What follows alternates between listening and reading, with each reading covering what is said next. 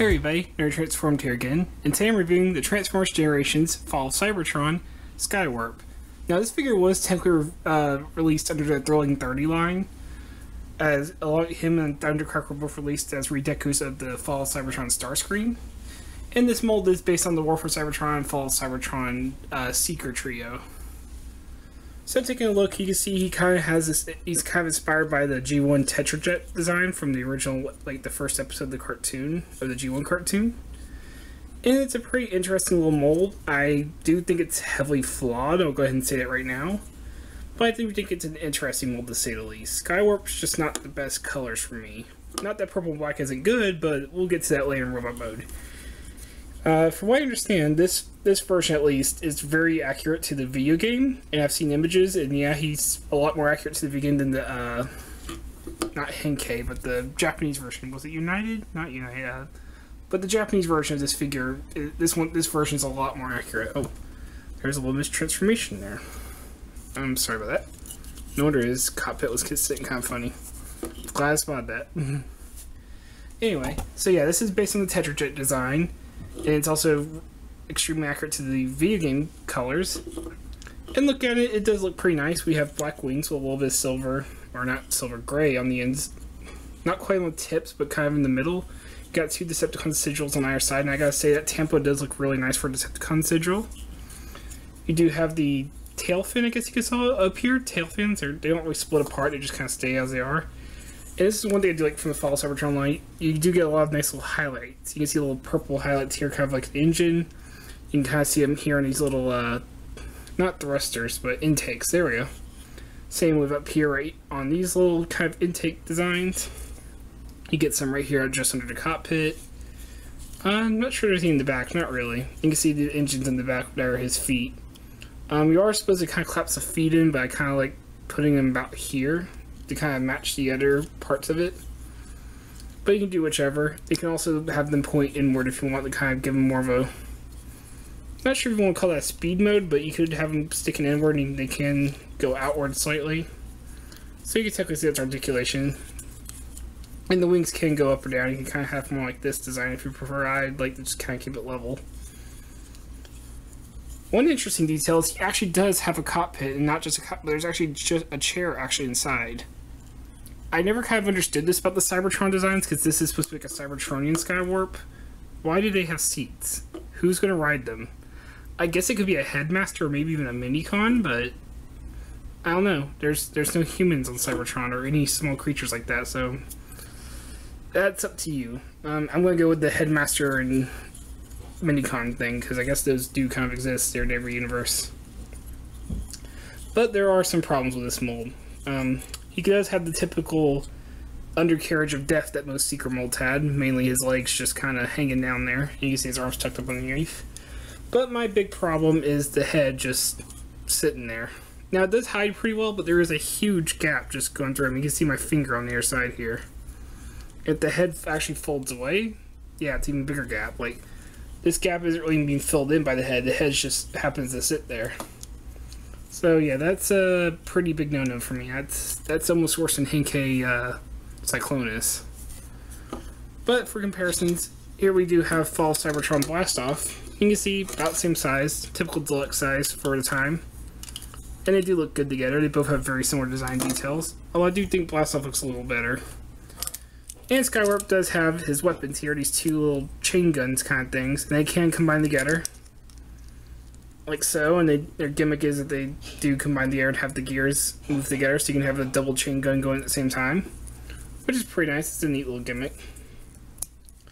You can't, even if they pig together, you can't really fit them in here because the little long pegs on the side get in the way. So your two best ports are here on the leg and here on the wing. And for both of them, I recommend using the smaller peg.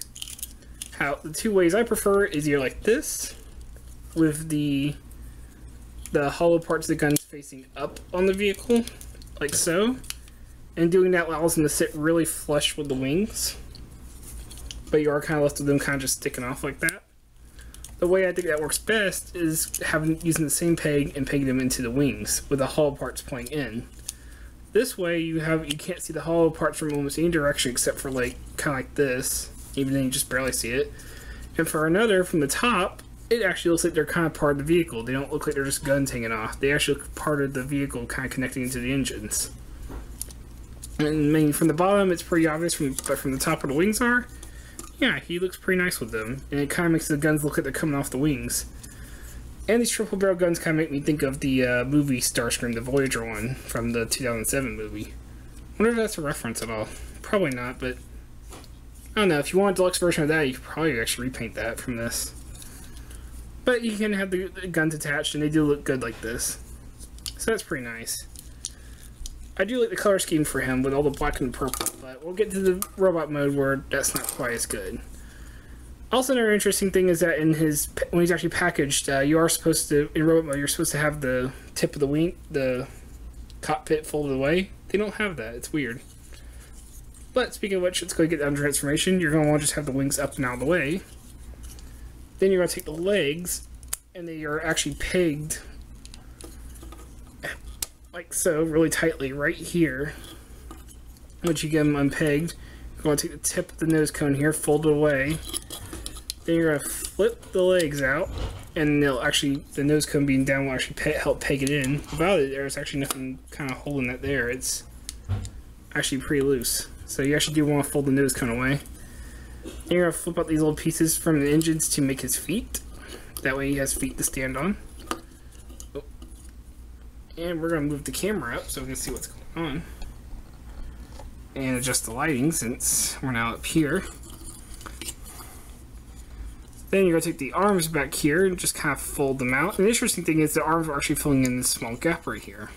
Not quite sure why they did that, but it makes it for a more interesting transformation, I guess. You're just going to fold the arms and swivel them around so you get the shoulders completely out. Then you're going to bring it down. This is where it gets kind of interesting. You're going to come down this hinge here and use this other hinge at the back, but we're not going to just quite stop there. As you can see, it's pretty far back. Instead, these hinges are actually going to kind of collapse in on themselves, so you're going to want to fold the head forward out of the way. And the back hinge will actually flatten against the back. And then now bring it close enough to where this tab right here can actually tab into his butt. Well, I guess you could say it forms his butt. And finally, you're just going to swivel the arms forward, bring the hand around, swivel the arms forward, swivel the hand forward. That gives him his arms. Or at least his arms with the elbows facing forward, depending on how you want to do that. Take these intakes, they will kind of collapse back a bit. They don't quite reach the back and don't peg in or anything, but they do kind of settle in right there. And finally, you're just going to take the head and swivel it around. And there you have Fall Cybertron Skywarp in his robot mode. There we go. Now that we have Skywarp in his robot mode, let's go ahead and get comparisons out of the way. Here he is next to Blast Off again. You can see again, similar size. Oh, I do think the Combatbots do end up looking a lot better than the Secret Trio do. I'm not quite sure why, but everything just kind of looks better to me. I will say the Skywarp holds together a lot better than a lot of the Combatbots did. But looking at him in robot mode, kind of might see a lot of one of my flaws with this. There's a lot of gray, like a lot of gray. Now I know the Seekers always have some gray on them, but there's just a lot of gray here. There could have been some purple on the shoulders here to help break that up.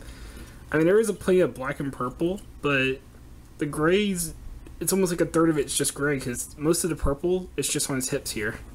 And just a tiny bit in the chest. There really could have been some purple here, maybe some along the arm, maybe even the hands, which will look odd, but at least there would have been some more purple. There should have been a little bit more something to break up all this gray. Maybe some black. That's actually why I like having the black nose cone sticking out, even though it makes him not hold together better. Brings a little bit more black into this and just looks a little bit better. But you are going to want to keep that tucked in just to help him stay together better. Another thing that's kind of the problem is he is extremely hollow. Like, he is very hollow. I mean, you can see right through him right there. He's got the little holes right in his back here, and then the whole backpack here is completely hollow. This is just a chunk of plastic.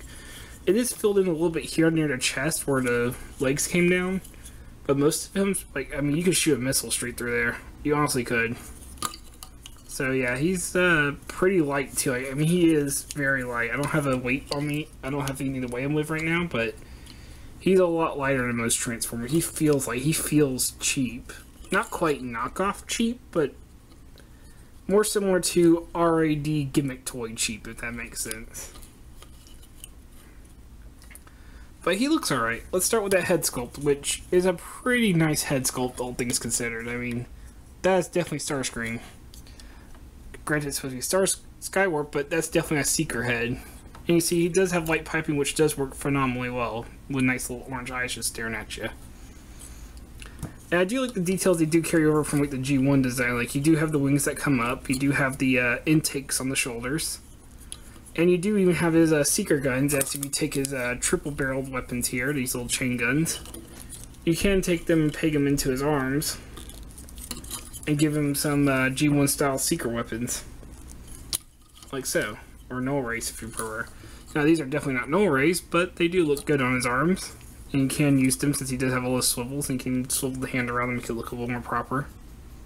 And that's all pretty nice. And of course you can take them, as I showed before. And of course his gimmick is that you can combine them and give him the double chain gang. And it does actually have a little peg on it if you want to peg it somewhere, but I like just to let him hold it and have him have a weapon of doom. Or for have his elbow bent holding it. You can even kind of get a double hand thing going since it is a big gun. And that does kind of make it look a little more powerful considering he has to use two hands to hold it. I do like that look quite a bit. Let's go ahead and put the guns aside. Articulation wise, he actually does have a good amount. His head can swivel all the way around. It can look up due to transformation, but you know, from a certain angle it looks fine. You can't really look down much. You can look down a tiny bit, but not much. The wings are still on hinges if you need to move them. The arms are kind of interesting. This is actually already shown in our issue. I know I'm going into articulation, but his arms don't peg in at all. They don't peg in anywhere. And it's not just I didn't push it far enough or there's nothing.